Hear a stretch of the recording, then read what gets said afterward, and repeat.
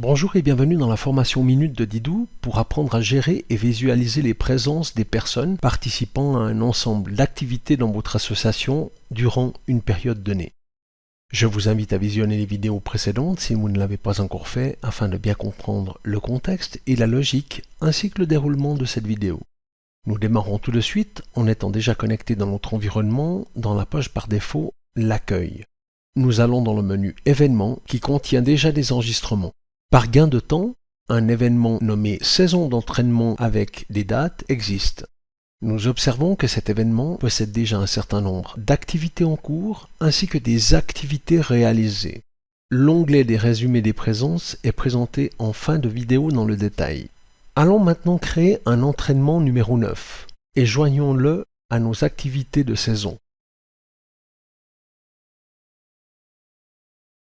Un entraînement est un rendez-vous de plusieurs personnes. Enregistrons, puis ajoutons les participants. Nous pouvons ajouter des personnes en extra, non membres, mais venant à nos entraînements. Ces deux contacts sont Bianca et le capitaine Haddock. La visualisation de leur taux de présence est aussi souhaitée. Nous devons à présent joindre notre rendez-vous à notre événement. Dans l'onglet concernant, nous choisissons notre événement de saison d'entraînement. Retournons directement dans notre événement. Un lien a été ajouté dans le titre. Nous observons notre entraînement 9 qui est maintenant dans des activités planifiées. Allons dans notre entraînement 6 qui est maintenant terminé. Nous vérifions une dernière fois la véracité de l'information saisie et enregistrons l'entraînement comme terminé. Nous notons que l'activité doit être réalisée pour pouvoir en saisir les présences. Une fois noté comme terminé, il n'est plus possible de modifier les informations ni les participants du rendez-vous.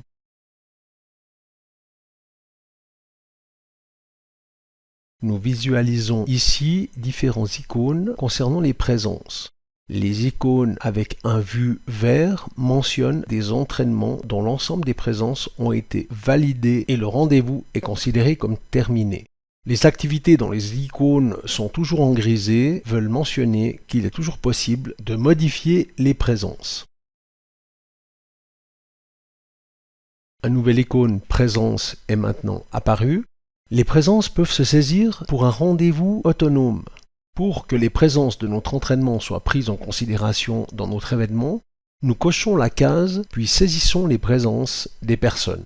En cas de doute, nous sauvons ces états et demandons à d'autres membres de confirmer l'information. Dès que l'information est certaine, nous enregistrons en tant que terminé. Un message d'attention apparaît à ce sujet. Il n'est dès lors plus possible de modifier ces informations. Dans notre événement de saison et dans l'onglet résumé des présences, nous avons l'information suivante. Un tableau résumé pour les membres et un tableau pour les personnes externes. Seules les activités de rendez-vous réalisées, prises en considération et ayant une information de présence pour une personne minimum sont visibles. Un affichage différencié montre les présences, les absences sans justificatif, les personnes excusées et les personnes malades. Nous avons en temps réel les taux de présence par entraînement, mais aussi les taux par personne, ainsi que les taux moyens. En résumé, il suffit de saisir les présences des personnes lors d'un rendez-vous réalisé appartenant à un événement. Didou fait le reste et vous n'avez plus qu'à lire le résumé.